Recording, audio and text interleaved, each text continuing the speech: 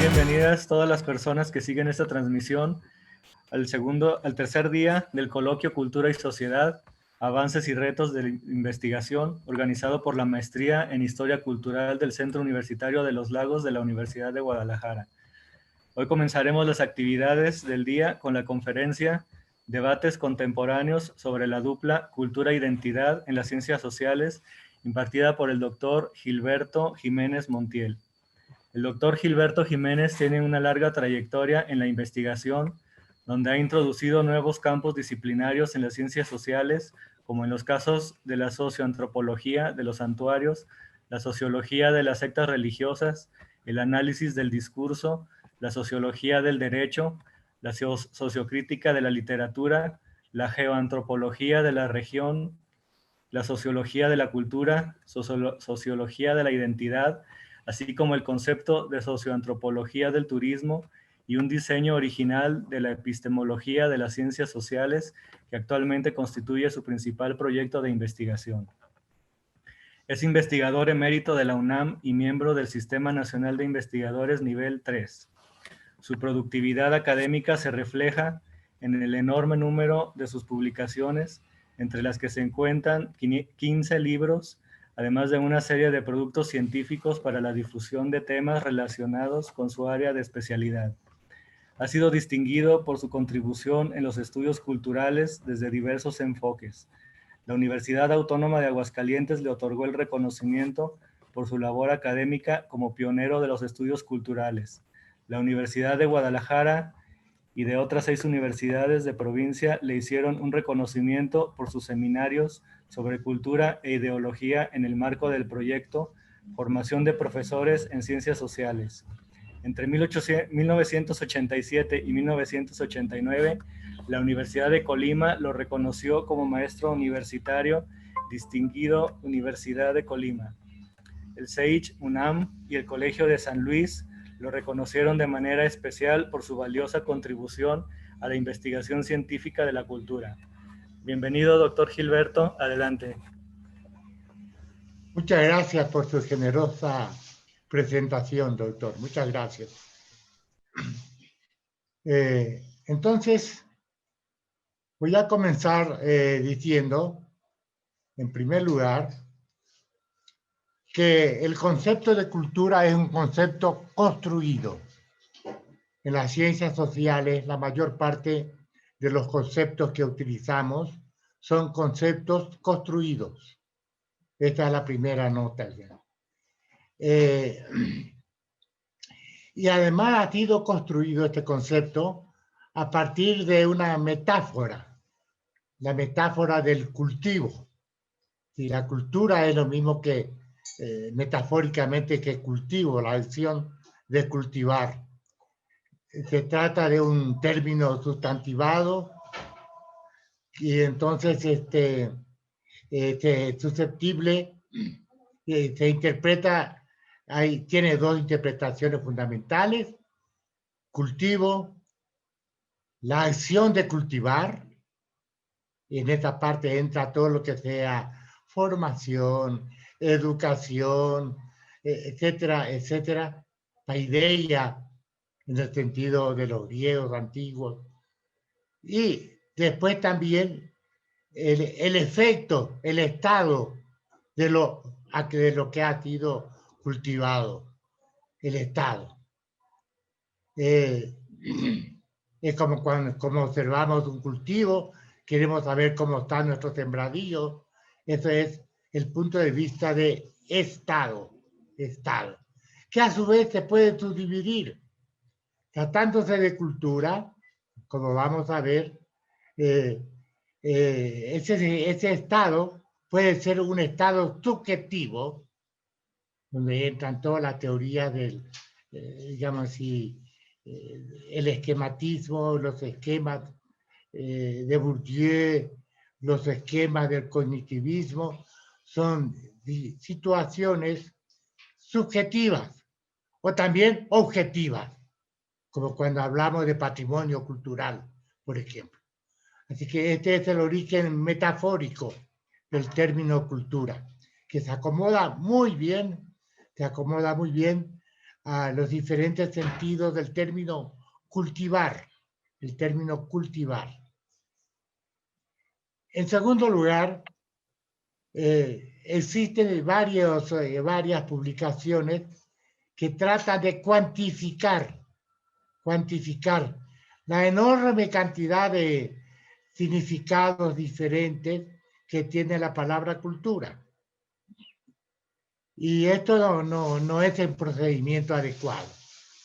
Lo adecuado es reconocer que el concepto de cultura tiene una historia y tenemos que ir desarrollando históricamente cómo han ido apareciendo sucesivamente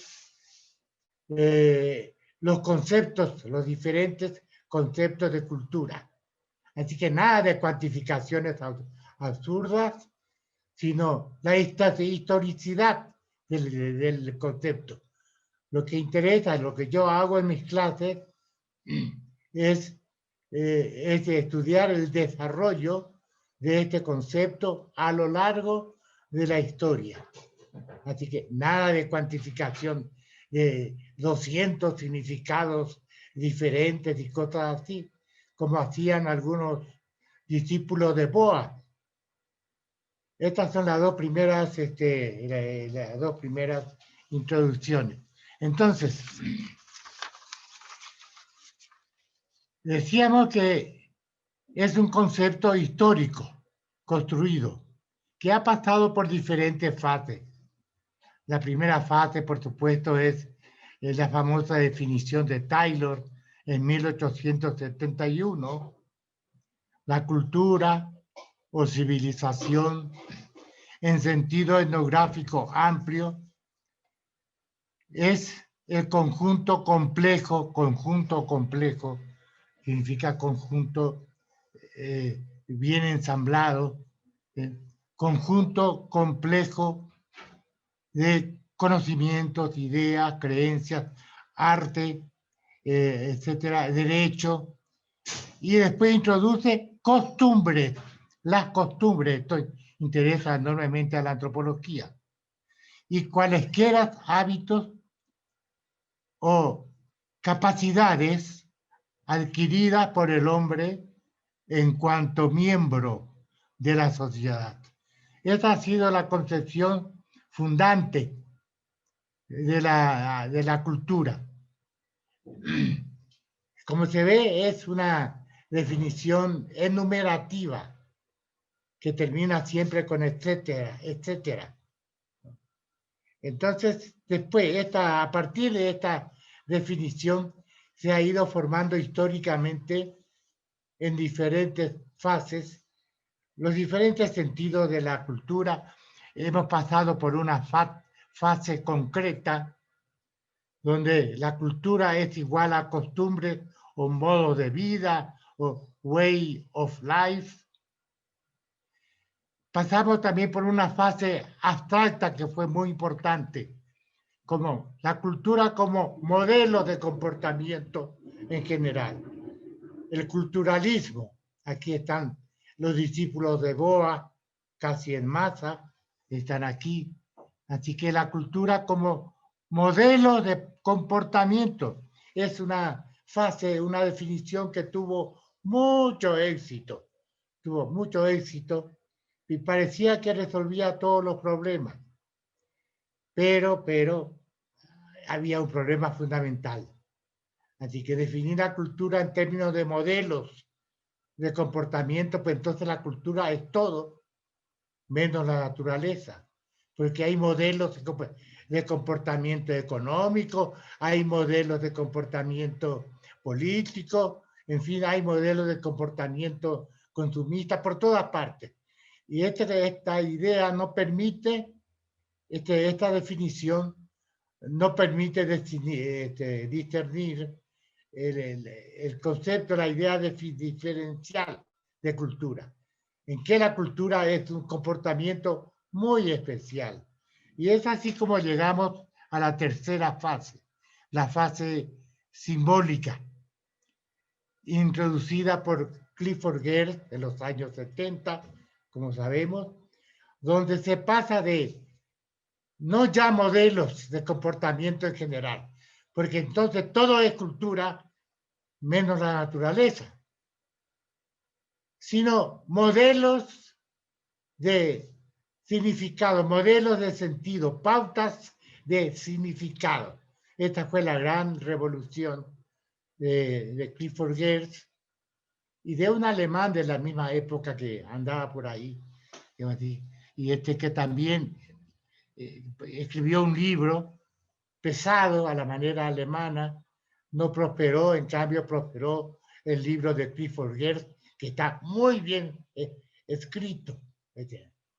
Así que ahora esa es la última fase, la fase, digamos así, de la concepción simbólica o semiótica de la cultura. La cultura como, digamos, racimos de significados compartidos, como racimos de significados, toda clase de significados compartidos. Y esta innovación ha sido muy importante porque entonces ya se puede establecer un concepto distintivo, un concepto especial de la cultura, junto con otras grandes instancias, como es la instancia económica y la instancia política de la sociedad. Entonces, aquí la cultura es la instancia que trata de significado, que es muy importante en la vida cultural, significado, cuya eficacia principal, fundamental, es la orientación de la acción. Ha habido una última contribución después de Clifford Geertz y de toda esta corriente tan importante, y ha sido la contribución del cognitivismo, particularmente el cognitivismo americano. Yo suelo trabajar mucho con mis alumnos un libro de Quinn y Strauss, donde establece perfectamente un libro que se llama Una teoría cognitiva del significado cultural, que está publicado en la Universidad de Cambridge, y donde ellas, porque son dos autoras, definen la cultura en términos de interiorización, le llaman culturas o formas interiorizadas de la cultura, culture in persons, y formas objetivadas, como el patrimonio cultural, por ejemplo, y que ellos lo llaman cultura pública, public culture. Es muy interesante seguir cómo conciben el significado y el significado cultural estas autoras. Significado sería simplemente la interpretación que evoca en nosotros, los objetos, eventos y comportamientos de las personas que nos rodean y en general el conjunto de los hechos simbólicos que están presentes en nuestra sociedad. Este es el significado, la definición de significado en general. Ustedes pueden decir, sobre todo si son lógicos, que es una definición tautológica, y es verdad. Es decir, se define el significado por la interpretación, que es también un significado, ¿no? Pero es que no se puede de otra manera, porque el concepto de significado, o en el sentido de sentido, es un concepto primario. No hay manera de explicar más que con proposiciones con sentido, ¿no? Así que eso explica por qué utiliza esta especie de tautología. Bueno, ahora, fíjense bien qué significa un significado cultural. Cuando los significados son culturales, va a decir que los significados son culturales cuando son compartidos y cuando son relativamente duraderos. Así que, entonces, un significado cultural, según esta escuela, que aporta algo nuevo que no estaba en Clifford Geertz, entonces, es la interpretación típica, recurrente y ampliamente compartida de algún tipo de objeto o evento evocado en las personas como resultado de experiencias de vida comunes o de historias similares. Así que se trata que un significado cultural es un significado que se interpreta en forma conjunta, típicamente, recurrentemente, que se comparte ampliamente a propósito de cualquier objeto o evento y que resulta de las experiencias de nuestra vida común, de nuestras historias que son similares. Lo interesante son las propiedades de estos significados culturales. Hemos llegado a esto, Cultura es igual pauta de significado, pero estamos superando a Clifford Geertz. Entonces, ¿cuáles son las propiedades de estos significados culturales? Uno, pueden ser relativamente duraderos en los individuos. Pueden ser relativamente duraderos en la historia. Pueden tener fuerza emocional y motivacional, estimulando a sus portadores a actuar conforme a los mismos. Esto es muy importante. Fíjense que los significados culturales que duran más en nuestra experiencia de vida, en nuestra vida, en nuestro currículum, etcétera, etcétera, son los significados adquiridos en la infancia. Es particularmente importante para explicar ciertos fenómenos en las relaciones amorosas.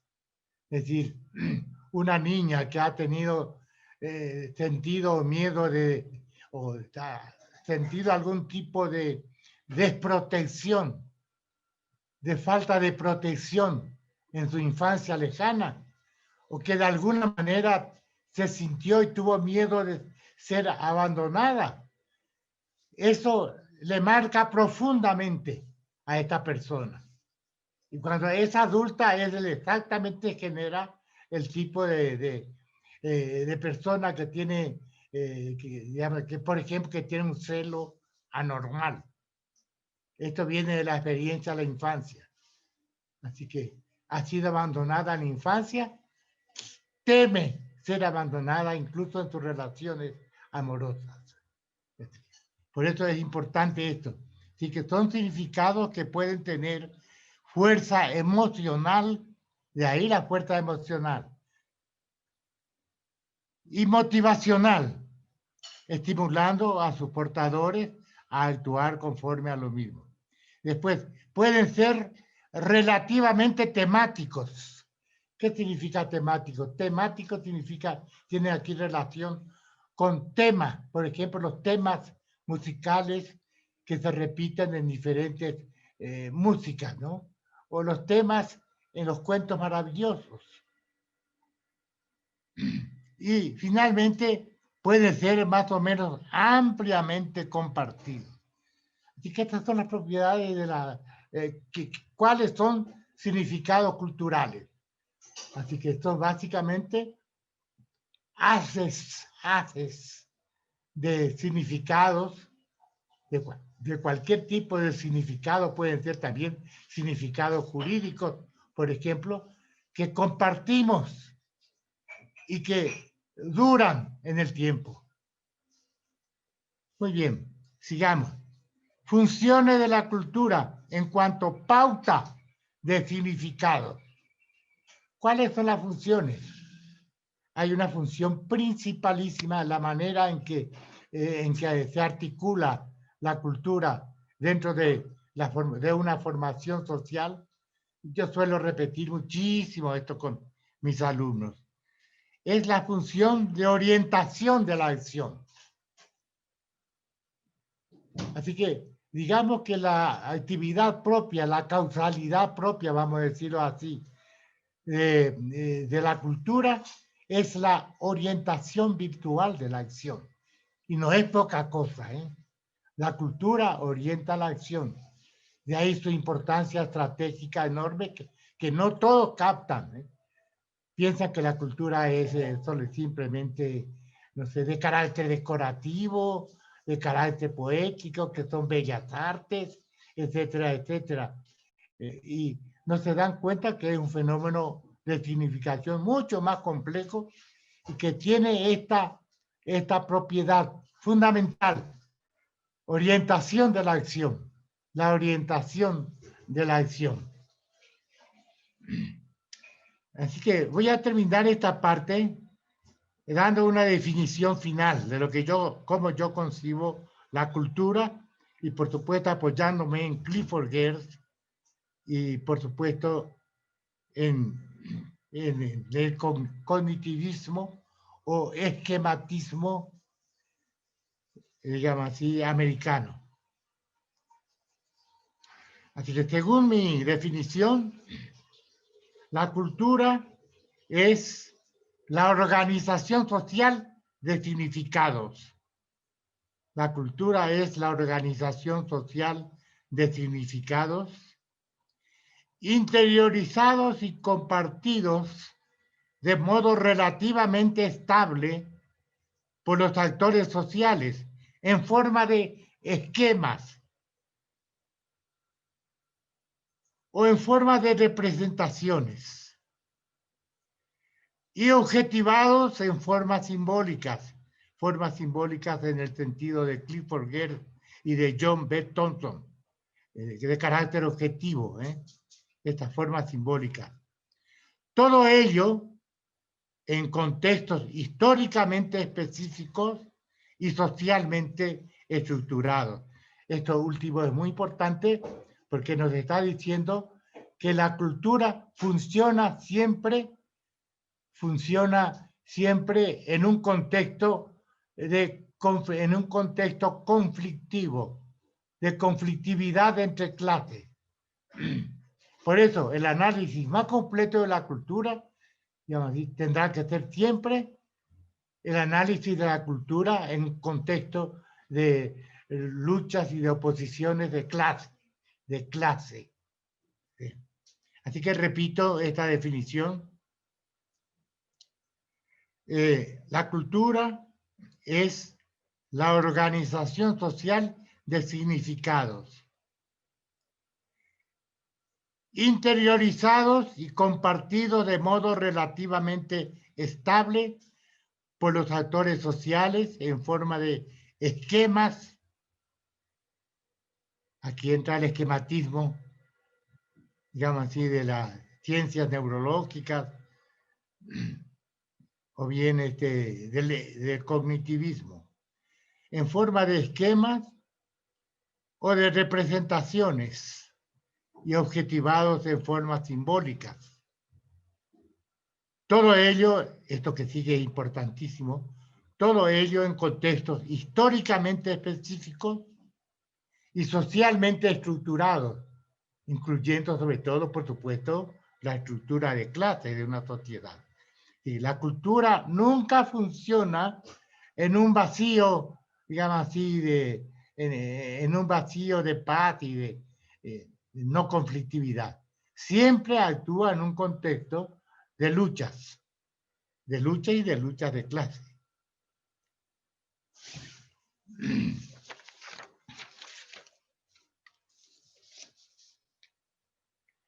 Habría que saltar de esta. Decíamos que la concepción de la cultura en términos de pauta de significado que aporta Clifford Geertz y otros más. pero Clifford Geertz en los años 30.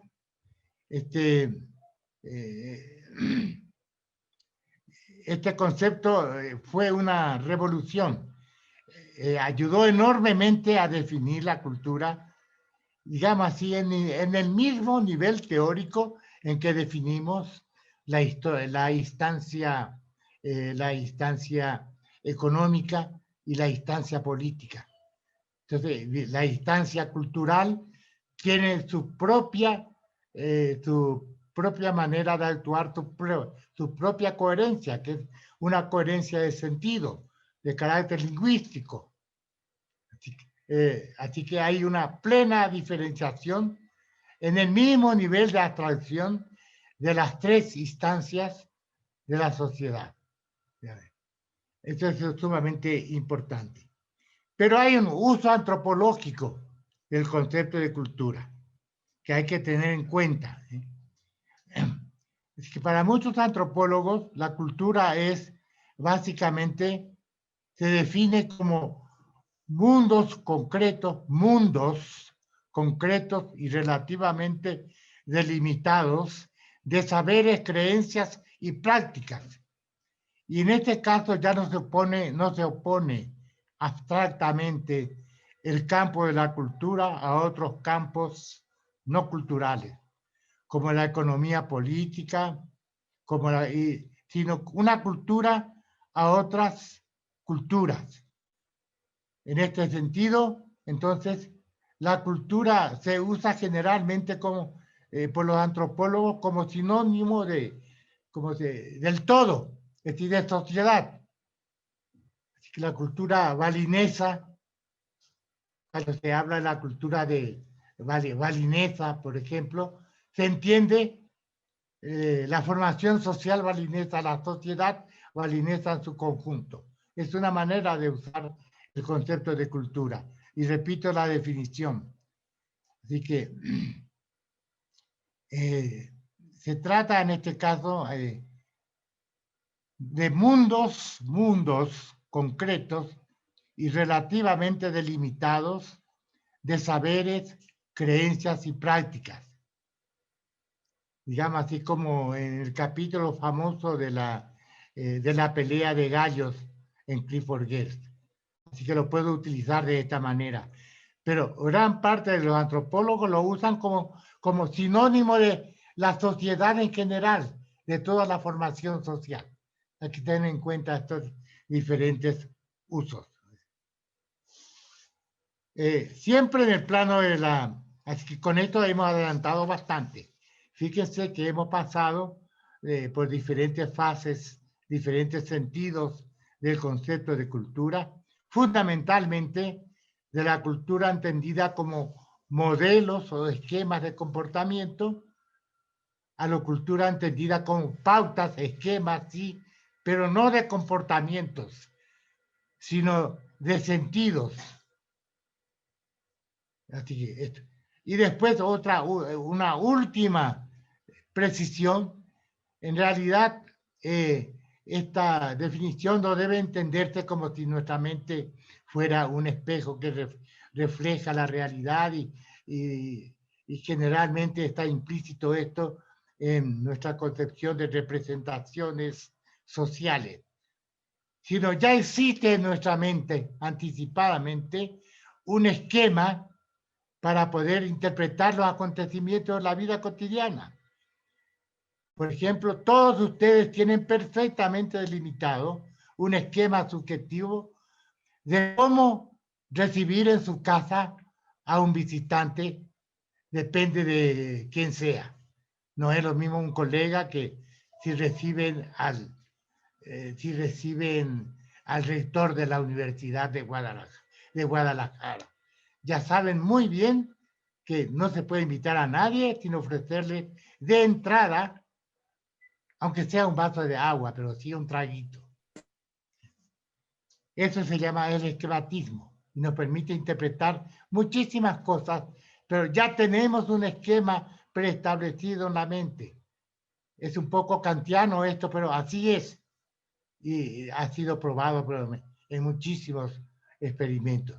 Esta es la última precisión que obtuvimos de parte del cognitivismo americano, particularmente de estas dos antropólogas estupendas, ¿no?, que son Quinn y Strauss. Siempre en este plano, estamos todavía en la cultura en general, tenemos que subrayar la idea de cambio cultural. Es un tema que yo suelo desarrollar ampliamente, aplicando incluso una semiótica de la acción. Existe una semiótica de la acción, pero aquí no podemos hacerlo. Es muy importante señalar que las culturas no son esencias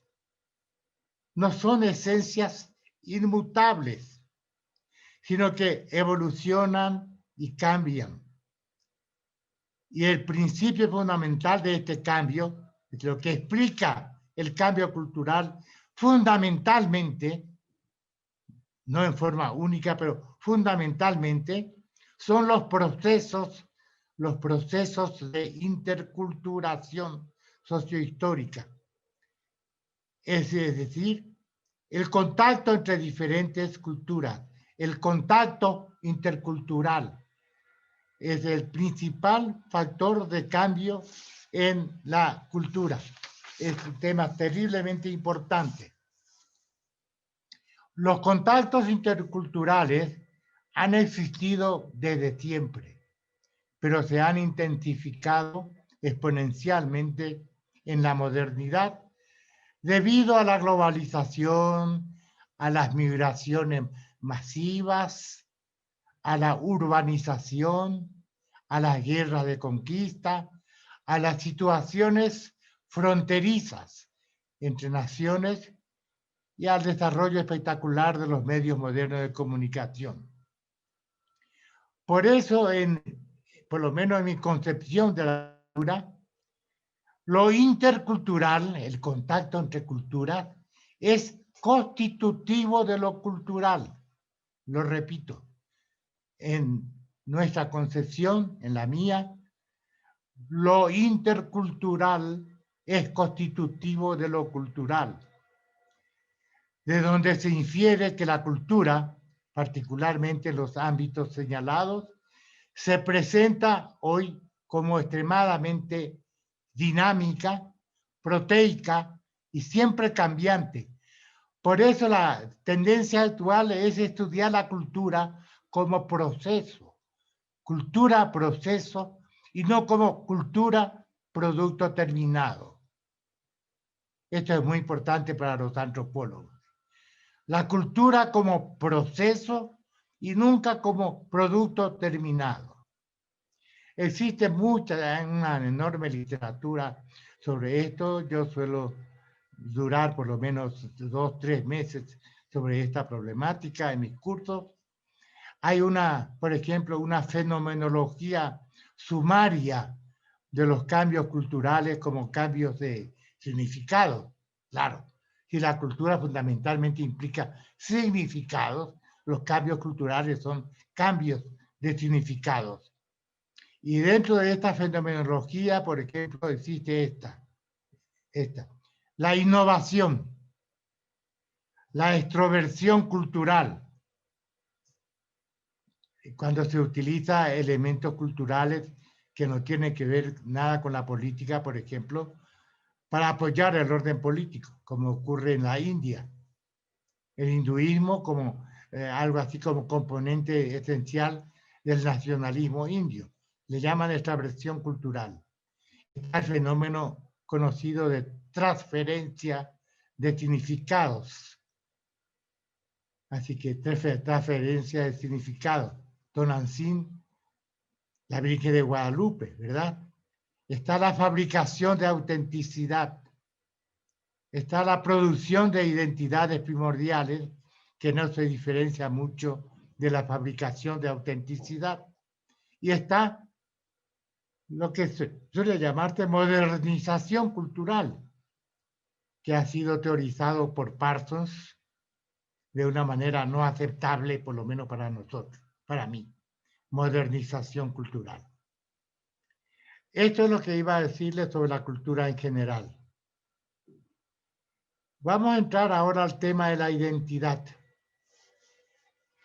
Por favor, entonces, que el coordinador me avise cuánto tiempo me falta, cuánto falte, No, adelante, doctor. Continúa, cuánto por favor. falte un cuarto de hora, por ejemplo, porque esto va para largo. Y adelante. La identidad. Comienzo afirmando que todas las luchas, esto es de Foucault, perdón, no es mío. Todas las luchas del presente giran en torno a la cuestión, ¿quiénes somos? Identidad. ¿Quiénes somos? Fíjense bien cuáles son, por ejemplo, los conflictos actuales en torno al matrimonio igualitario, el problema de las políticas de identidad, las luchas por el reconocimiento, etcétera, etcétera. Bueno. Primera afirmación, el concepto de identidad es un concepto ontológico que puede aplicarse a cualquier entidad del mundo real. Trátese de cosas, de seres orgánicos, de cualquier especie. Y siempre yo puedo preguntarme sobre la identidad de una mesa, de una roca, de una planta o de un animal. Pero tratándose de sujetos humanos, hay que introducir una distinción fundamental entre identidades individuales e identidades colectivas, ya que ambas implican ontologías diferentes y por consiguiente responden a mecanismos también diferentes. La identidad, otra tesis, la identidad se predica propiamente hablando solo de los individuos. Tengan en cuenta esto, porque a veces te hacen afirmaciones que uno dice, bueno, caray, hay muchas identidades ahí, por lo tanto, psicológicamente, ¿cómo se arregla si uno tiene, qué sé yo, media docena de identidades, cómo se las arregla, ¿no? La identidad entonces se predica propiamente hablando solo de los individuos que tienen conciencia, voluntad y psicología propias. Solamente los individuos tenemos conciencia, voluntad y psicología propia. Por lo tanto, podemos tener un proyecto, podemos orientar nuestro destino, podemos tener una identidad propia. El concepto, en cambio, solo por analogía, fíjense esto, solo por analogía se puede aplicar a los grupos y a los colectivos. El concepto de identidad se puede aplicar solo por analogía a los grupos y a los colectivos. Sigo. Punto cuarto. Todo esto es importante, Atención que constantemente se habla, por ejemplo, de la identidad religiosa en forma aislada, como si la identidad religiosa no formara parte de otras pertenencias también, ¿no? Como si solamente fuéramos eso, si tuviéramos, además de la identidad religiosa, la identidad política, la identidad no sé qué, eso que, y psicológicamente qué, personalidades múltiples, identidades múltiples, cuestión patológica. Hay que tener cuidado. Cuando se habla de identidad religiosa, en realidad se está hablando, hay que hablar de la dimensión religiosa de nuestra identidad. Nuestra identidad es mucho más compleja e implica muchas otras pertenencias, entre ellas la pertenencia religiosa. Es decir, son pequeños detalles que denotan las fallas en nuestra conceptualización de la palabra identidad. Ahí, desde luego, casi nadie maneja adecuadamente el concepto de identidad. El concepto de identidad, esta tesis también es interesantísima. El concepto de identidad contiene doble problemática, una doble problemática. La primera responde a la pregunta: ¿soy idéntico a mí mismo? ¿Soy el mismo de ayer y de anteayer? Así que uno se pregunta, imagínese los años que tengo ahora, que me pregunto, cuando yo tenía 12 años, ¿cómo era? ¿Soy el mismo de entonces? Ese es el problema de la identidad. ¿Soy el mismo de entonces? ¿O he cambiado totalmente y radicalmente? Ese es el gran problema. Así que hay que responder, la identidad responde al problema: ¿soy idéntico a mí mismo? ¿Soy el mismo de ayer y de anteayer? Este es el problema que se llama identidad transtemporal, a través del tiempo, de un tiempo que ha ido evolucionando. Así que identidad transtemporal es una identidad propia de las cosas que cambian. Y esto se ha abordado, ha sido un gran problema de la época de los presocráticos. Parménides y Heráclito peleaban por esto. Este problema, ¿cómo ha sido zanjado? Fíjese, una primera respuesta fundamental. Pues salió un filósofo inglés, John Locke, que en un libro, en un ensayo que tiene sobre el entendimiento humano, introduce un vínculo estrecho entre la continuidad transtemporal de la persona y la memoria. La memoria, es decir, la capacidad de recordar las fases sucesivas de la propia existencia y de los rasgos permanentes que la definen a la vez psicológica y socialmente.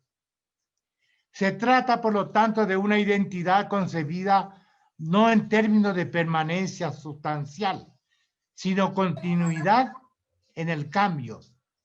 Una continuidad en el cambio que es la que corresponde a un proceso evolutivo.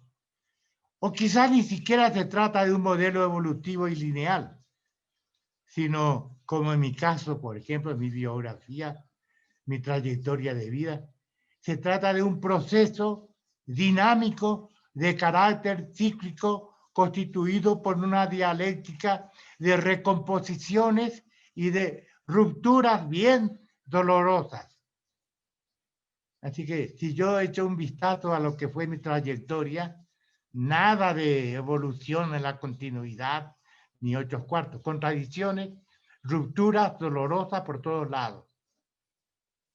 Así que esta es la primera cosa. Esto es lo que, y es muy importante esta identidad transtemporal, porque es el fundamento para atribuirle capacidad de compromiso y responsabilidad moral. A ver qué banco me presta si yo no voy a ser el mismo que ayer, ¿verdad? La identidad, por lo tanto, tiene una dimensión temporal. Es necesaria la estabilidad relativa de la identidad para poder ser reconocida. Y la memoria es un recurso primordial para la identidad. Existe una dialéctica entre memoria e identidad. La memoria nutre la identidad y es generadora de identidad. Desde esta perspectiva, desde la perspectiva de la identidad transtemporal, vamos a definir la identidad como la capacidad que posee cada uno de nosotros de permanecer conscientes de la continuidad de su vida a través de los cambios, crisis y ruptura.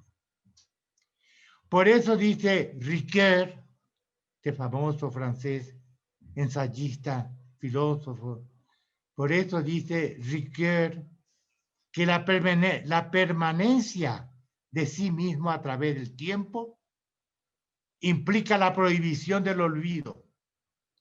La demanda de identidad implica reactivar la memoria.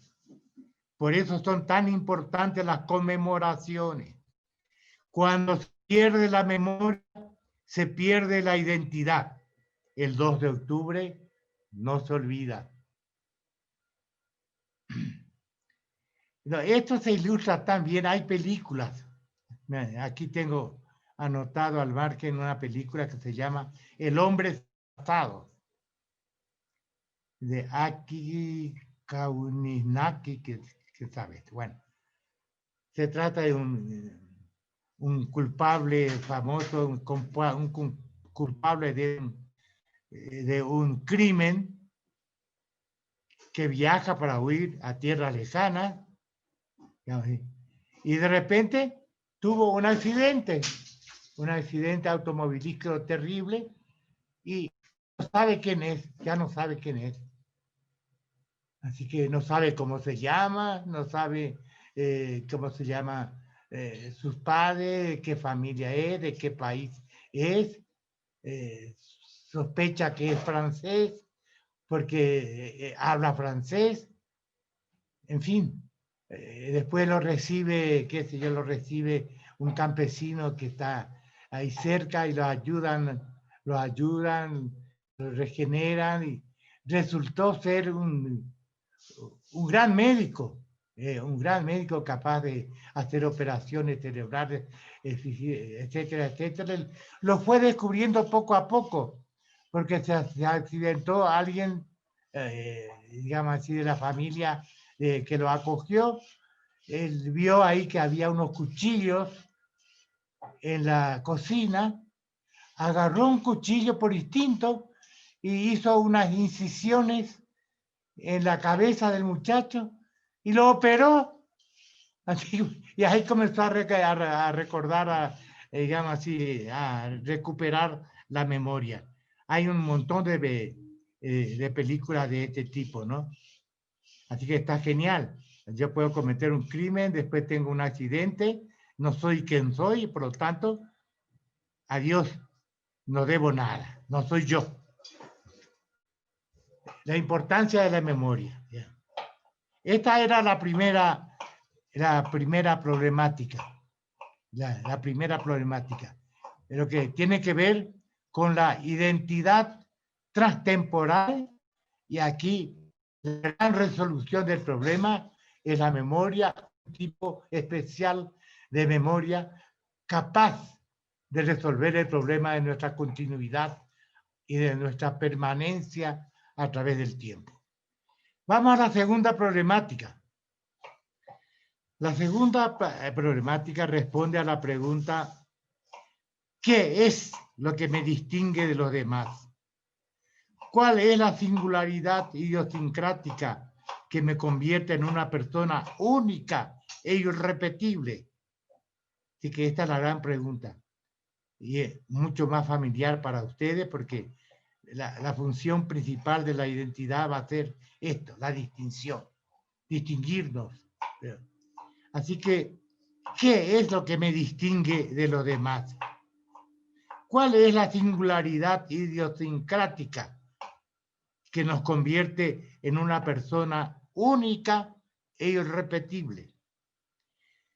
En este caso, el problema de la identidad opera en el plano de la distinguibilidad. Me acuerdo de haber escrito varios artículos sobre este problema de la distinguibilidad, ya que la identidad se atribuye siempre en primera instancia a una unidad distinguible, cualquiera sea, ¿no? Una roca, un árbol, un individuo, un grupo social. Este es el concepto de identidad que suelen manejar preferentemente los científicos sociales, así que antropólogos, sociólogos, psicólogos sociales, etcétera, etcétera. Pero tratándose de personas, La posibilidad de distinguirse de los demás también tiene que ser reconocida por los demás. Salió un concepto fundamental para la identidad en este plano. El reconocimiento. Tratándose de personas, la posibilidad de distinguirse de los demás también tiene que ser reconocida por los demás en contextos de interacción y de comunicación, lo que requiere de una intersubjetividad lingüística que moviliza tanto la primera persona, el hablante, como la segunda, el interpelado, el interlocutor. Dicho de otro modo, las personas no solo están investidas de una identidad numérica, como las cosas, sino también de una identidad cualitativa que se mantiene y se manifiesta en y por los procesos de integración y de comunicación social. En suma, no basta que las personas se perciban como distintas bajo un aspecto. También tienen que ser percibidas y reconocidas como tales. Entonces, esta es una tesis muy importante. Toda identidad individual o colectiva requiere la sanción del reconocimiento social, para que exista social y públicamente. Esta es una tesis de Bourdieu. Aquí entra en juego la famosa Anerkennung de Hegel.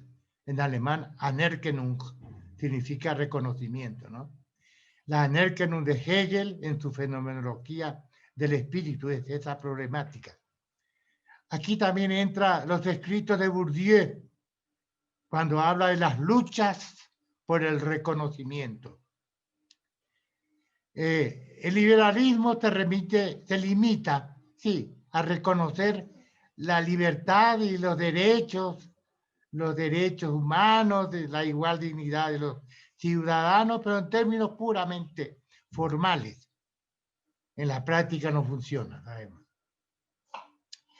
Hay un autor muy importante, se llama Axel Honneth, con 2 N y termina con T, Axel Honneth, que es filósofo y sociólogo alemán considerado como una de las figuras más importantes de la llamada tercera generación de la escuela de Frankfurt.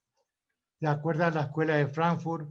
Primera época, Horkheimer, segunda época, Habermas, tercera época, este señor, cuyos libros no he conseguido todavía.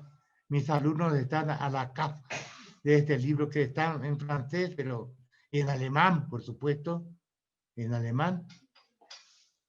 Creo que no estoy seguro si los españoles que se dedican a traducir libros de Alemania y de Francia, no sé si ya lo han traducido o no. Anote este nombre importante. Axel, con X, Axel Honneth, filósofo y sociólogo alemán. Una de las figuras más importantes de la llamada tercera generación de la escuela de Frankfurt, actual. Todavía sigue funcionando. Reconocido por sus investigaciones sobre la teoría del reconocimiento social. ¿Cuál es la tesis fundamental de este autor?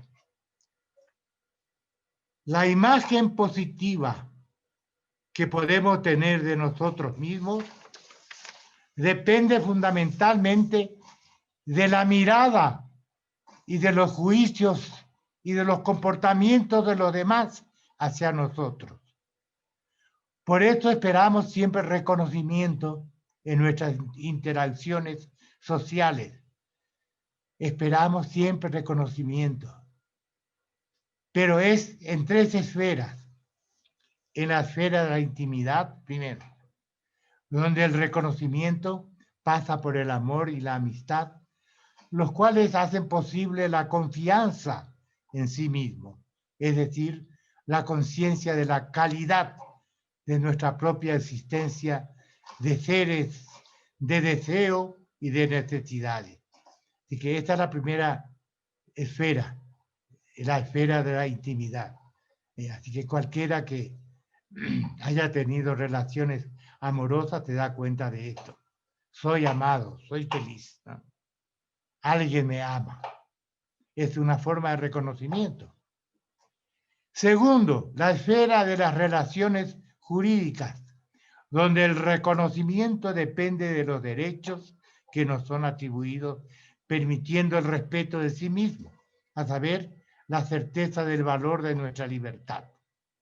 Así que es la esfera de las relaciones jurídicas, de los derechos humanos que nos reconocen y que siempre, según Marx, funciona en términos puramente formales, no en la realidad. Tercero, que es muy importante para nosotros los maestros, la esfera que concierne a la contribución de nuestras actividades individuales al bien de la sociedad. El reconocimiento tiene aquí por consecuencia la estima de sí mismo, la convicción de la función social de nuestra actividad. Yo suelo tener mucho cuidado con mis alumnos. Claro, a veces presentan tesis que son, qué sé yo, son contribuciones. Así que siempre trato de alentarlos y decirles que va muy bien. ¿Sí? Justamente por esto, porque es una pequeña contribución, es una pequeña contribución que ellos hicieron a las ciencias sociales. Entonces, hay que apoyarlos, hay que incitarlos a seguir adelante. No decirles sencillamente que lo que hacemos es una basura y no sirve para nada. ¿Estamos? Es muy importante para los maestros y es muy importante para los padres y los educadores. Nunca decir a los hijos que son un badulaque, que no sirven para nada, sino al revés, alentarlos, siempre alentarlos, incluso cuando yerran, siempre alentarlos. Bueno, estas esferas institucionales definen paralelamente formas particulares de denegación del reconocimiento. Esto es terrible, ¿eh? Cuando uno percibe que le niegan reconocimiento, que a uno le considera, por lo tanto, como una basura. En esto radica la experiencia terrible de la injusticia. Cuando sentimos una profunda injusticia, es porque no nos reconoce. Por lo tanto, existe un vínculo esencial entre la cuestión de la justicia social y la del respeto a las personas. Si bien todos los individuos son iguales en principio frente al derecho de ser uno mismo, en realidad son desiguales en su capacidad de elegir la propia vida y construirse personalmente. Así que esto va a ser muy importante. El reconocimiento implica el no reconocimiento y eso lleva a la experiencia, terrible experiencia de la injusticia hacia uno. Entonces, para recapitular esto, lo que dijimos hasta ahora. La identidad implica por lo menos los siguientes elementos. Uno, la permanencia en el tiempo de un sujeto de acción. Dos, concebido como una unidad con límites. Tres, que lo distinguen de todos los demás sujetos. Cuatro, aunque también se requiere el reconocimiento de estos últimos. Vamos a seguir adelante. La identidad considerada bajo el ángulo de la distinguibilidad introduce por sí misma una nueva pregunta. ¿Cuáles son los elementos diferenciadores o diacríticos por los que las personas se distinguen unas de otras? ¿Cuál es lo que define la especificidad, la singularidad o la no sustituibilidad de las personas individualmente consideradas. Las investigaciones realizadas hasta ahora destacan 3 series de elementos. Atención. 1. Y la definición principal de identidad es esta, es muy diferente de otras definiciones que se atienen a una definición por rasgos distintivos, por ítems, como dicen. En realidad, nuestra identidad es el conjunto de nuestras pertenencias sociales. Pertenencias sociales. Así que la pertenencia a determinados colectivos, que son categorías, grupos, redes sociales o grandes colectividades como la nación. Es decir, tenemos una concepción relacional y situada en el espacio de la identidad. Es lo primero de todo. Fíjense que a veces la CIA sabe mucho más de identidad que nosotros que estamos en ciencias sociales. ¿Saben en qué consisten los registros que hace de cada persona? La CIA. En primer lugar, toda nuestra pertenencia. A ver, ese señor, ¿cómo se llama? ¿Qué familia? ¿Cómo se llama su esposa? ¿Tiene hijos? ¿Su familia? ¿Quiénes son? ¿Qué precedentes tiene su familia? ¿De qué parte son? Exactamente. Esa es la identidad. Así que tiene en su mano una cartografía de la identidad. Así que tengan en cuenta esto prioritariamente. Primariamente, nuestra identidad es el conjunto de nuestras pertenencias. Y deberíamos ser capaces de trazar, digamos así, algo así como el mapa de nuestro sistema de pertenencias. Solamente en segundo lugar viene la presencia de un conjunto de atributos idiosincráticos o relacionales. Hay un conjunto de atributos que vamos a ver ahora. Y por último, algo muy importante, una narrativa biográfica que recoge la historia de vida, mi historia de vida, y la trayectoria social de la persona considerada. Vamos a desarrollar esto rápidamente.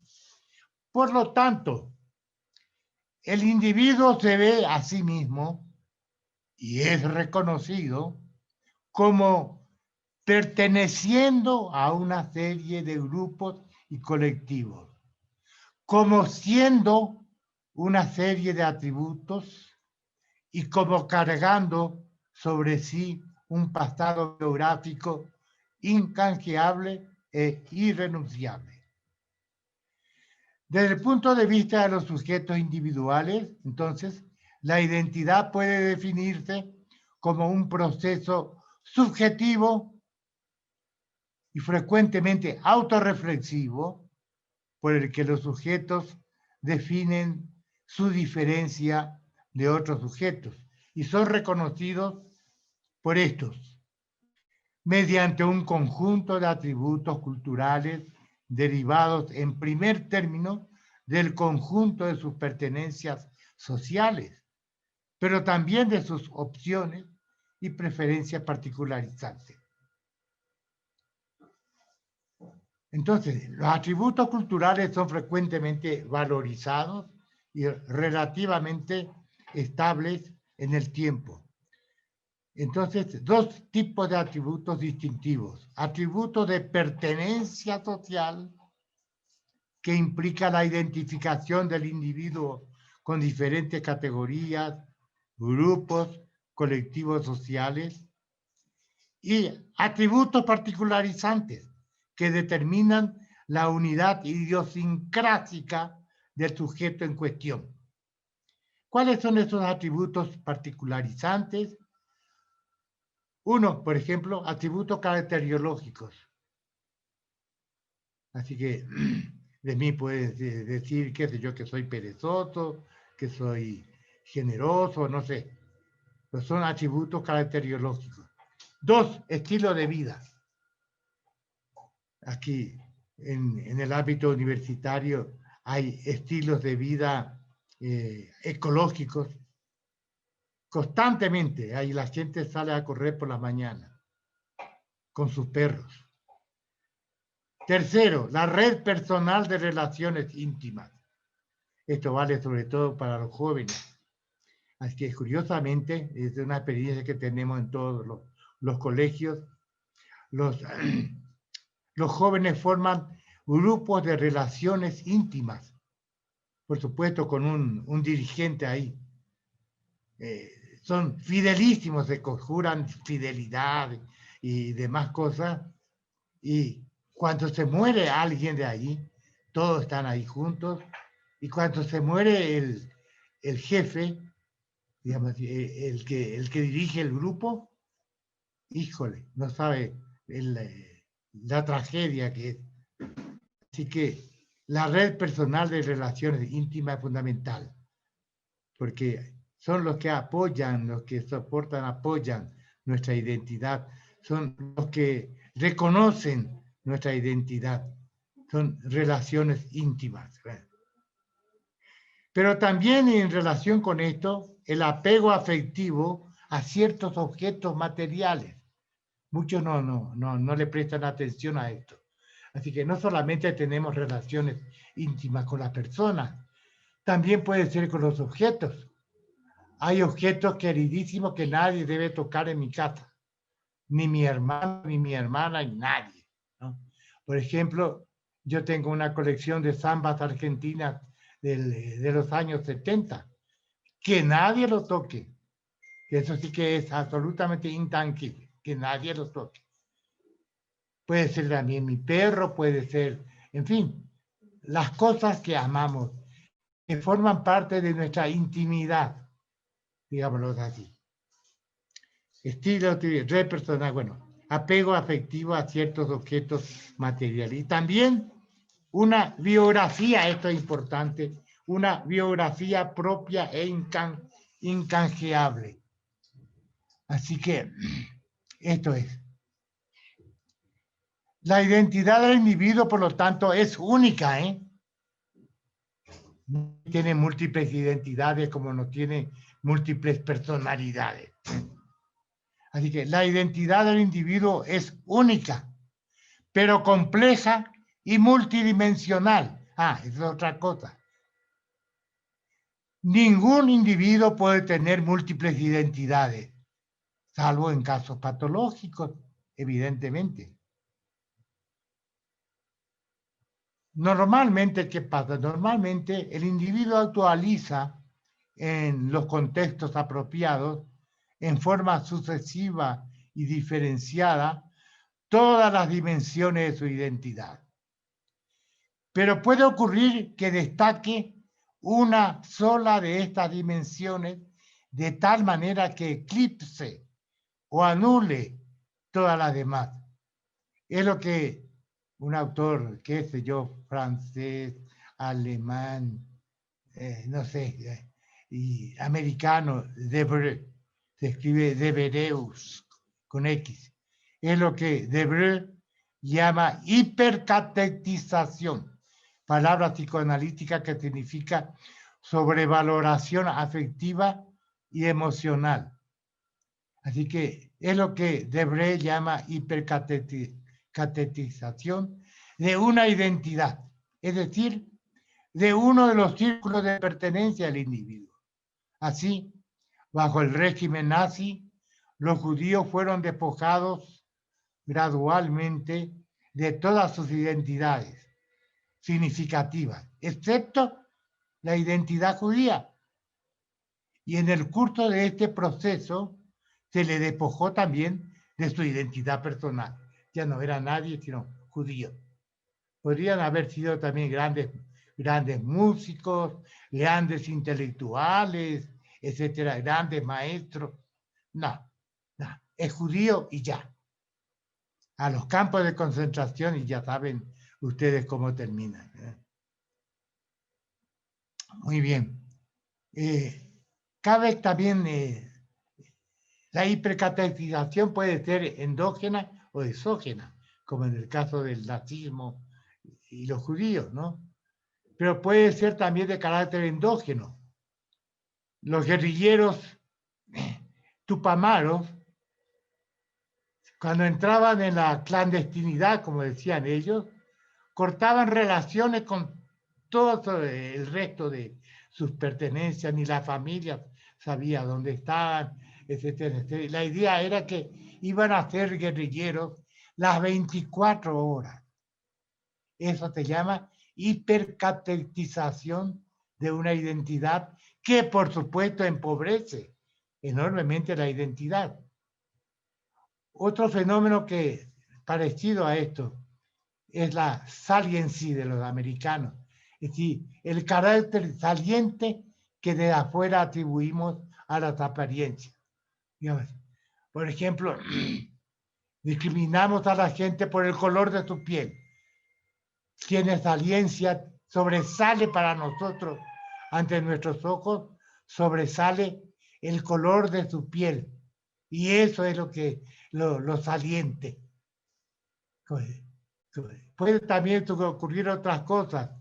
El hecho de que tenga múltiples pertenencias una persona, pues puede producir disonancias cognitivas. Es de Festinger, esta idea de disonancia cognitiva. Por ejemplo, yo puedo ser un gran médico católico, apostólico romano, creo totalmente lo que la iglesia me dice, pero la iglesia me prohíbe pensar en la plurigénesis, que inicialmente se han producido varias parejas humanas, etcétera, etcétera. La iglesia enseña el monogenismo, disonancia cognitiva. ¿Qué hago? ¿Sigo mis creencias con la iglesia o acepto la ciencia? Eso se llama disonancia cognitiva y es un resultado de nuestras múltiples pertenencias, de que nuestra identidad implica una multiplicidad de pertenencias y a veces eso contribuye a crear disonancias cognitivas. Muy bien, vamos a seguir. ¿Cómo vamos de tiempo, señor director, o no sé cómo se llama? Sí, adelante, doctor, continúe, por favor. Gracias. Otro punto fundamental es que las identidades se inscriben y se apoyan en un determinado contexto social. Esto está fundamental. Todos los hechos sociales, todos, absolutamente todos, implican siempre un contexto espacial y temporal. Yo suelo decirle a mis alumnos que es como la tortuga y su caparazón. Los hechos sociales son la tortuga. El contexto es un caparazón. Nunca podemos liberarnos de un contexto determinado. Todos los problemas identitarios, por ejemplo, si son hechos sociales, se producen siempre en un contexto determinado. Y yo suelo señalar dos contextos.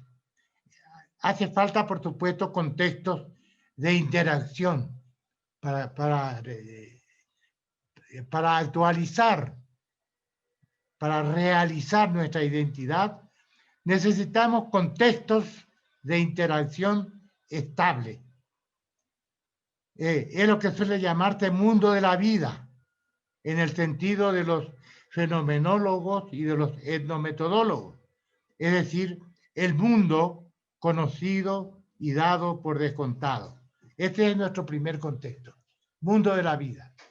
El mundo de nuestra vida cotidiana, nuestro mundo familiar, nuestro mundo con nuestra familia, nuestros parientes y en la academia, nuestro mundo familiar de todos los días. Ese es el primer contexto. Nuestra identidad se realiza ahí. En epistemología yo enseño, y esto es fundamental, que lo que caracteriza nuestro objeto de estudio, lo que constituye la peculiaridad de nuestro objeto de estudio, es la historicidad, es decir, la pertenencia a un contexto espacio-temporal. A eso se le llama a veces la propiedad deíctica, la propiedad deíctica de los hechos sociales.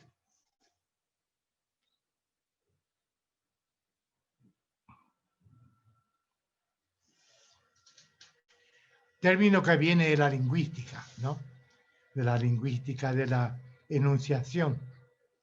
La deísis famosa. El yo, tú, aquí y ahora.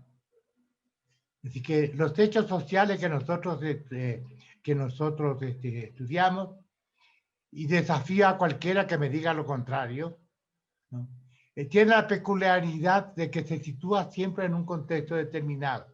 Tiene propiedades deícticas, siempre nos sitúa en un tiempo, en un aquí y ahora, o antes, lo que sea, ¿no? Pero en un contexto temporal y espacial. Eso es lo que hace que, ¿por qué en ciencias sociales no puede existir universales estrictamente dicho? Nada de leyes universales. Nunca podremos argumentar, qué sé yo, en términos de lo que vale de una sociedad, de toda sociedad, del pasado, del presente, del futuro y de toda sociedad posible, vale esto. No hay leyes universales como, como en física, como en química. No hay leyes universales, no puede existir leyes universales en las ciencias sociales, en razón de su objeto, por razones constitutivas, no porque seamos una ciencia subdesarrollada que está apenas aprendiendo a hacer ciencia, nada, nada de eso. Así que constitutivamente tenemos que operar así, no hay de otra. Bueno, entonces, el primer contexto nuestro era el mundo de la vida en el sentido de los fenomenólogos y de los etnometodólogos. Es decir, el mundo conocido y dado por descontado, nuestro mundo de cada día. En efecto, este contexto es lo que permite a los sujetos administrar su identidad y sus diferencias y mantener entre sí relaciones interpersonales reguladas por un orden legítimo, interpelarse mutuamente y responder en primera persona, siendo el mismo y no algo indiferente. Aquí surge un problema, y es que nosotros mismos vivimos no un solo mundo de la vida, sino varios mundos de la vida contradictorios. Piensen ustedes, por ejemplo, en la escuela. Pues en la escuela un maestro tiene un punto de vista progresista, el siguiente es un gran conservador, etcétera, etcétera.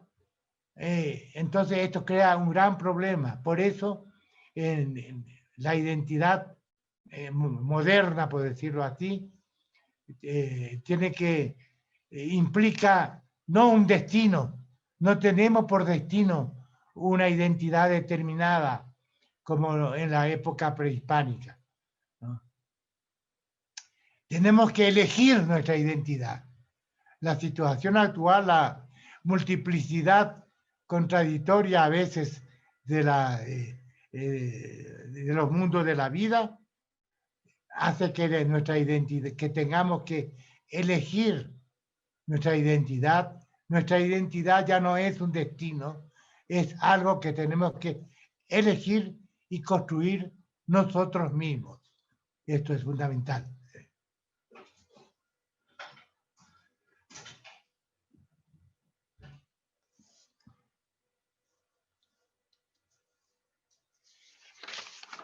Pero esta sociedad, este contexto endógeno que llamamos mundo de la vida, está empotrado, digamos así, en un sistema, de una sociedad como sistema, estructura o espacio social, constituida por campos diferenciados en el sentido de Bourdieu. En efecto, las interacciones sociales que son hechos sociales, no se producen en el vacío, sino que se hallan empacadas en la estructura de relaciones objetivas entre posiciones en los diferentes campos sociales, en el sentido de Bourdieu. Desde esta perspectiva se puede decir que la identidad no es más que la representación que tienen los agentes, individuos o grupos, de su posición distintiva en el espacio social y de su relación con otros agentes que ocupan la misma posición o posiciones diferenciadas en el mismo espacio. Es curiosísimo, esto lo señala Bourdieu, ¿no? Cómo a veces en el mundo natural, en el mundo campesino, por ejemplo, funcionan ciertas reglas implícitas que señalan muy bien este fenómeno. Por ejemplo, no sé cómo si tiene vigencia esto en la zona campesina de Guadalajara, no creerse más de lo que uno es. Eso decimos, ¿no? No creerse más de lo que uno es. O bien, no ser pretencioso. ¿Qué significa no ser pretencioso? No querer no querer ocupar un puesto que no nos corresponde, que está más alto. La expresión darse su lugar. Cuando decimos que nuestros vecinos no se dan su lugar, qué sé yo. No ser iguales ni igualados, esta expresión es muy mexicana. No ser iguales ni igualados. O bien, conservar su distancia. Es lo que Goffman llamaba sentido del sense of one's place, el sentido que uno tiene de su lugar, y que no es más que la función locativa de la identidad. Bueno, yo creo que ya hemos pasado el tiempo. Yo me detendría aquí si ustedes están de acuerdo, así que dejamos una serie de cosas. Es muy importante, pero esto será cuando alguna vez vaya a darles un seminario de varios días, ¿no? La crisis de identidad que ha sido de Erickson, ¿no? Que ha sido redescubierta actualmente. ¿Cuáles son las situaciones disfuncionales? ¿En qué consiste la crisis de identidad actualmente? Este es un problema interesantísimo. Es un problema sumamente actual, digamos, así que tenemos que actualmente está de moda. Otra problemática que yo suelo desarrollar y es lo que más apasiona a mis alumnos, el problema de el cuerpo en la cultura, el problema del cuerpo, que es como base y soporte privilegiado del sentimiento de identidad. Y esto conlleva el problema de la identidad, la dimensión de sexo, la dimensión sexual y la dimensión de género de la identidad, donde ha habido, como ustedes saben, una verdadera revolución. Pero esto no se puede desarrollar en una conferencia. Eso sería para más de una conferencia. De acuerdo, doctor. Si gusta, tenemos 5 minutos más para exposición o pasamos de una vez a interactuar con los presentes. Sí, pasemos a interactuar. Siempre es Si alguien, útil. de acuerdo, gracias. Si alguien quiere participar, por favor levantar la mano o abrir su micrófono para hacer la pregunta o comentario.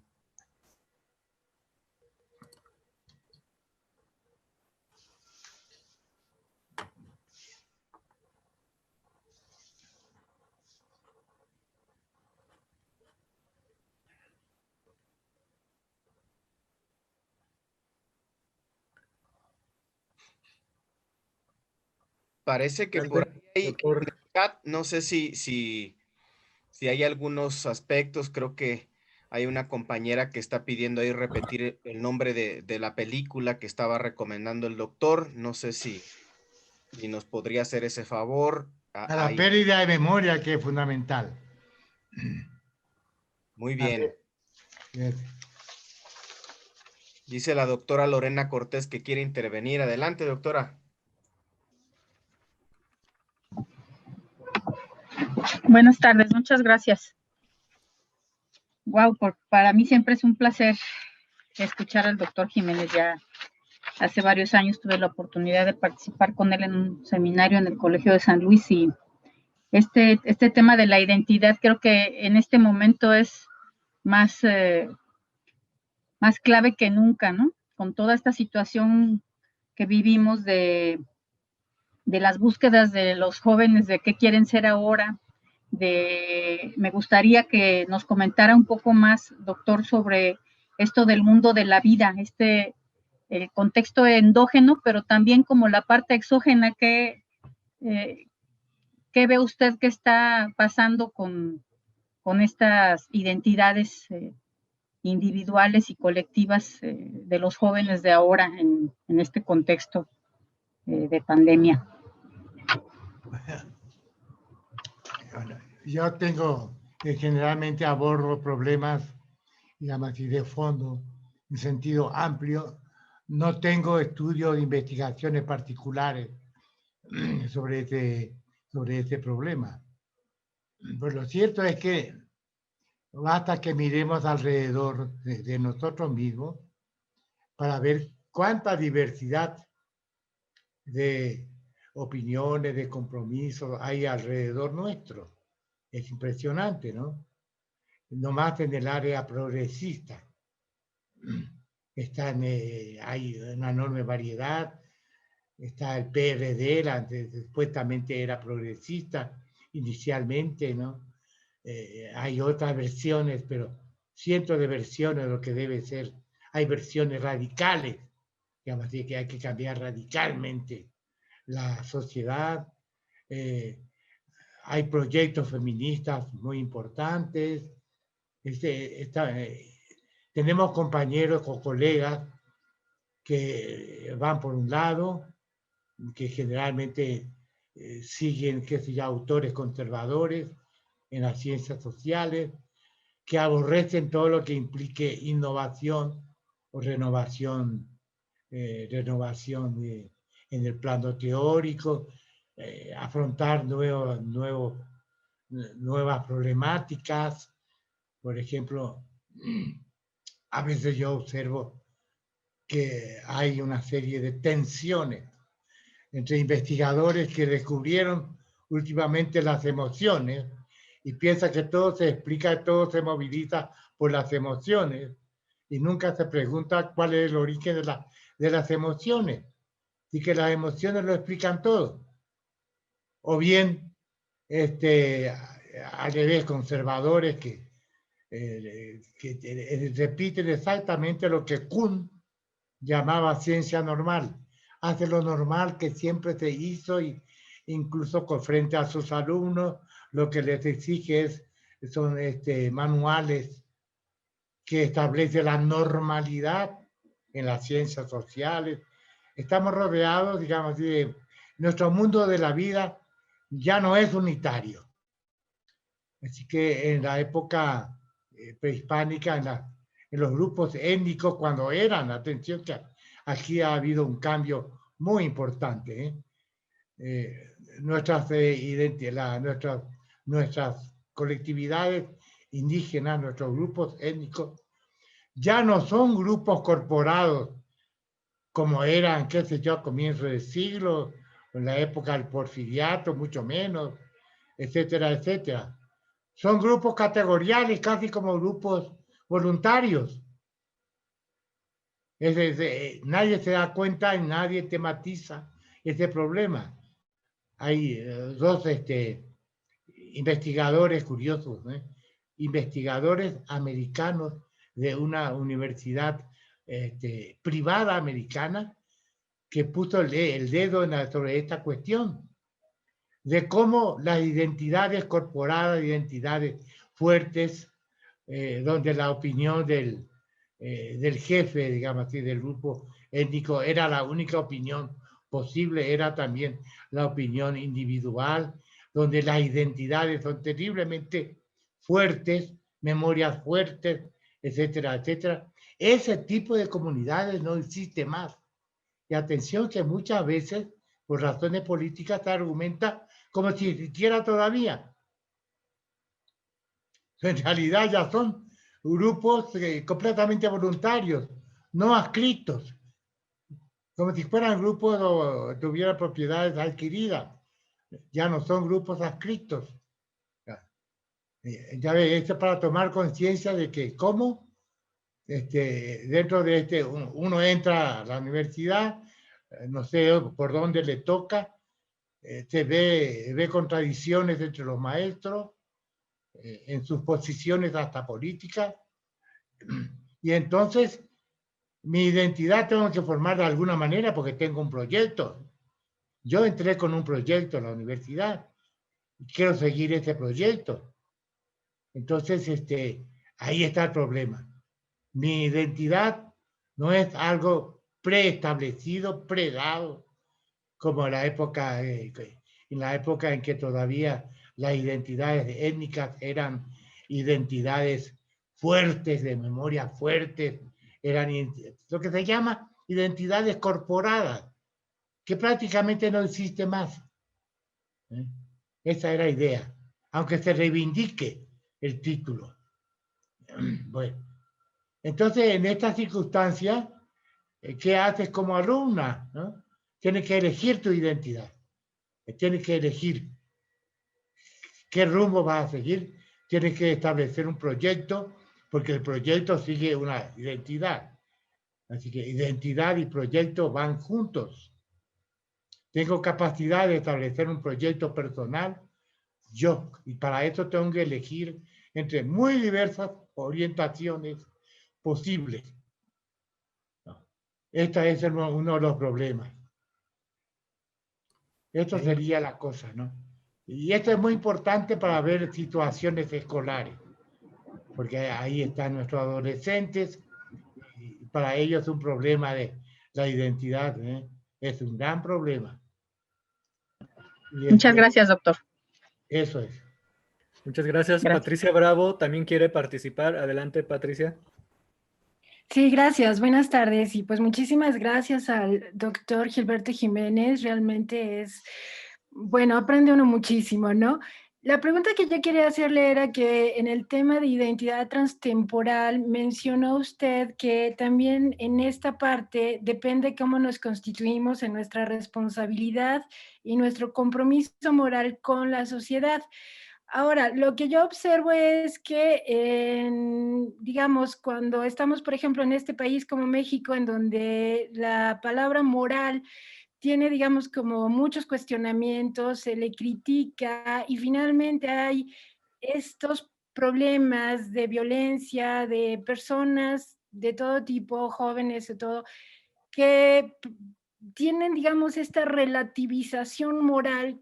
Pues el asunto acá es preguntarle al doctor qué piensa precisamente de una sociedad como la de nosotros que está frente a estos dilemas, ¿no? Cómo, digamos, dar una respuesta que en ese sentido pudiese como población y como pueblo, cultura, en este caso buscar una reconstitución moral, cuando moral es una palabra como digamos muy cuestionada, ¿no? Lo digo porque en mis clases continuamente los jóvenes pues me están digamos como pues apelando a que finalmente estamos ante un mundo muy salvaje, muy competitivo, en donde hay una violencia extrema. ¿Cómo responden a ello, no? Sale, gracias. Bueno, la pregunta tendría que ser un poco más precisa. Lo que pasa es que hay que hacer un análisis cultural, como particularmente entre los jóvenes, de ambos sexos, particularmente entre los jóvenes, se aborrece la idea de una tabla de la ley, ¿no? Se aborrece eso.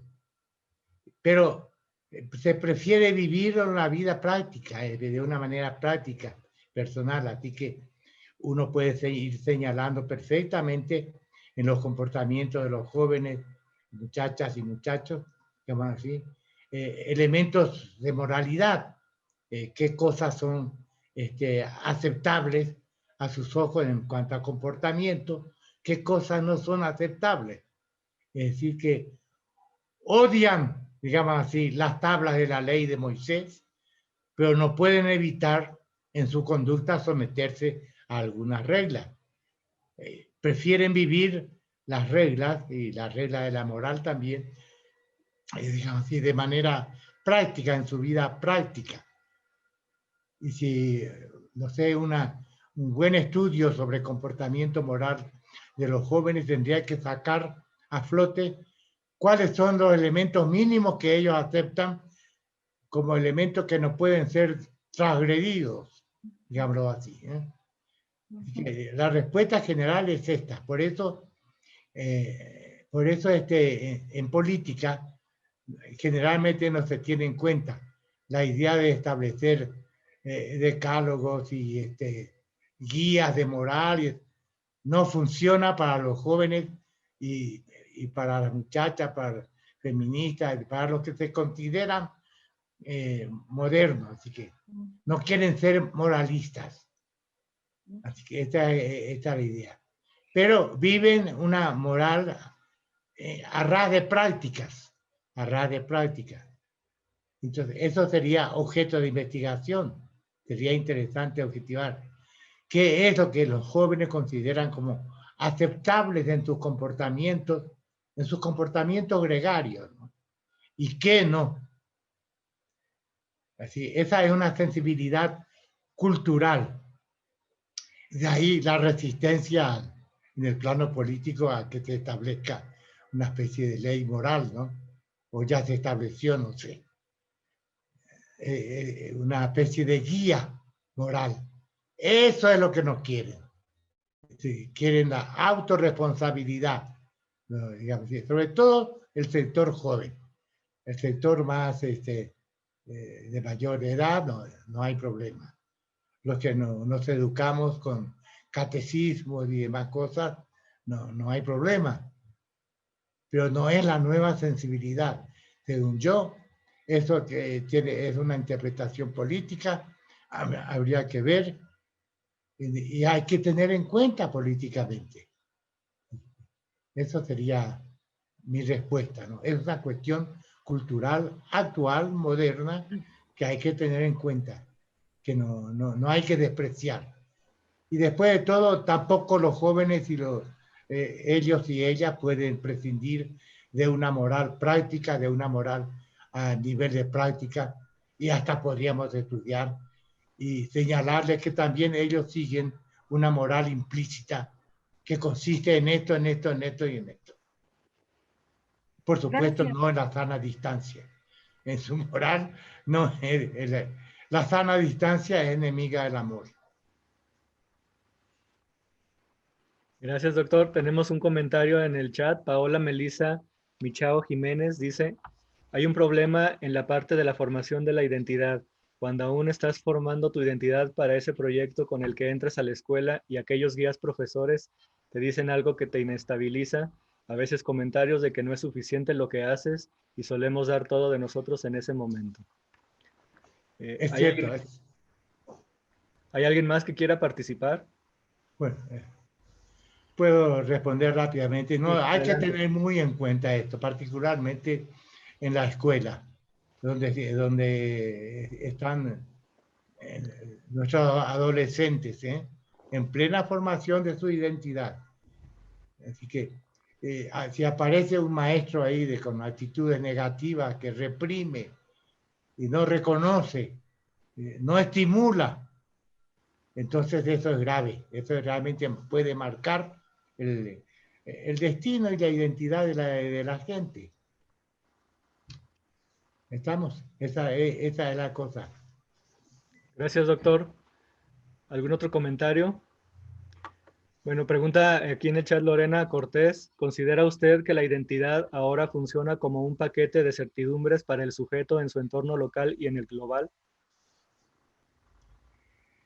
Yo pienso que cada vez hay más incertidumbre. Es decir, que acuérdense que la estabilidad de nuestra identidad es relativa en la definición, y siempre ponemos el término relativamente, ¿no?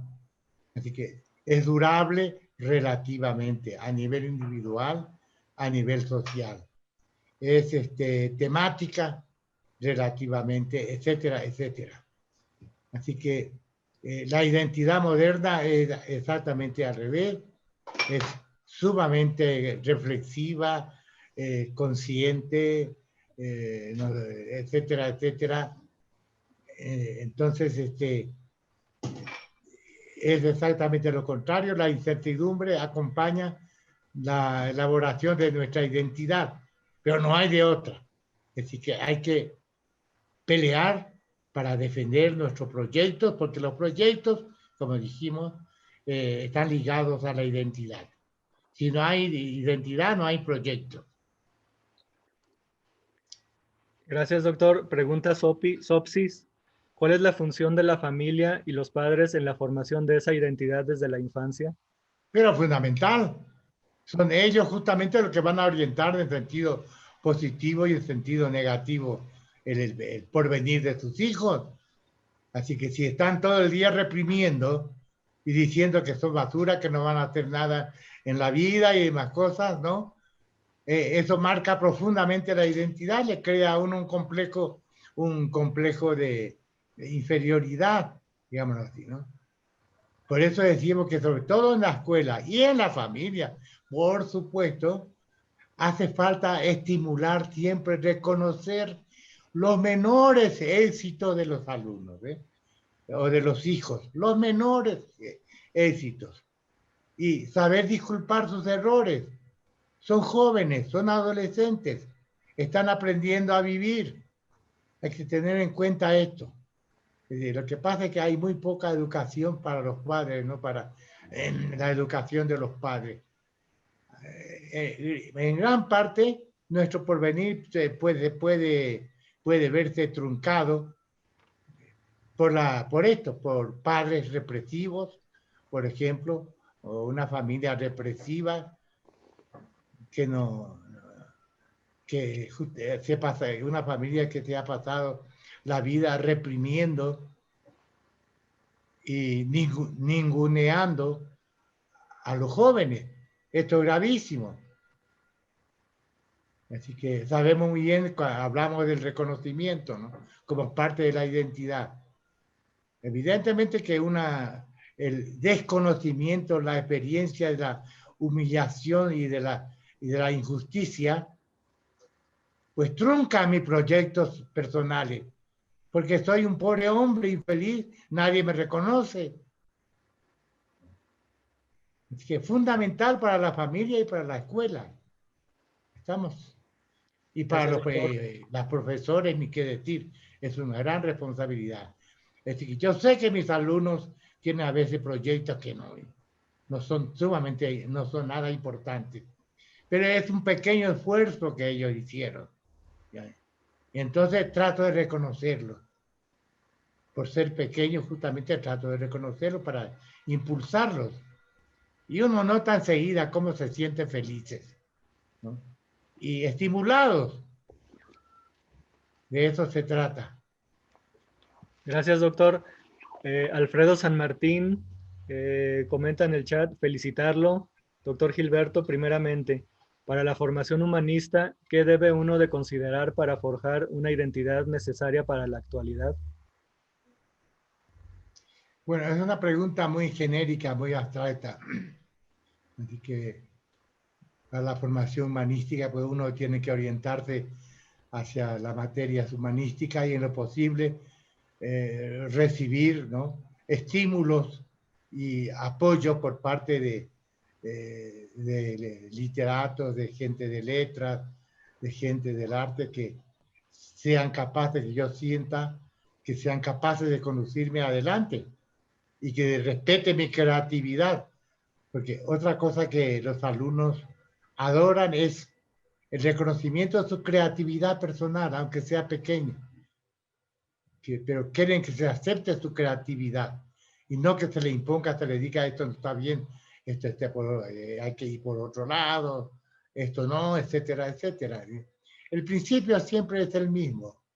Buscar siempre un ambiente un ambiente de maestros, digámoslo así, de contactos, estimulantes para la orientación que yo quiera dar a mi identidad, para mi proyecto. Para mí, hablar de proyecto es hablar de identidad. Así que si quiero una identidad progresista, humanista, digamos así, pues tengo que acercarme a figuras que me conduzcan hacia esa orientación. Pero hace falta algunas cosas aquí. Generalmente se piensa que las ciencias sociales están del lado de la coordinación de humanidades aquí en la UNAM. Así que nosotros no somos ciencias de tipo humanidades como la poesía, como, no sé, ¿no? Como el arte, etcétera, etcétera, etcétera. Somos ciencias empíricas, ciencias empíricas, como cualquier otra ciencia empírica que estudia la fenomenalidad del mundo histórico. Nuestro objeto de estudio, los hechos sociales, forman parte del mundo histórico.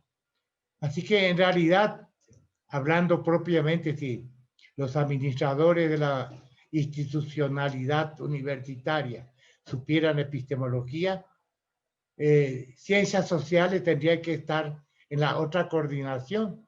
Somos ciencias empíricas, no somos ciencias, digamos así, próximas a la literatura, la música, no. Así que hay que tener cuidado en todas estas cosas para quedarnos nuestro lugar. Y los sociólogos tenemos nuestro lugar, hacemos ciencias empíricas, no hacemos poesía, no hacemos novelas. Podemos hacerlo al mismo tiempo, paralelamente, pero no como sociólogos. Como sociólogos somos estudiosos del contexto, somos trabajadores del contexto y estudiamos la realidad social obligatoriamente en su contexto de tiempo y de lugar, dentro de coordenadas de tiempo y de lugar. Digamos que el destino de las ciencias sociales, yo creo que para bien, pero puede ser también para mal, es que estamos irremediablemente atrapados en coordenadas de tiempo y de lugar. Estamos irremediablemente atrapados en coordenadas de tiempo y de lugar.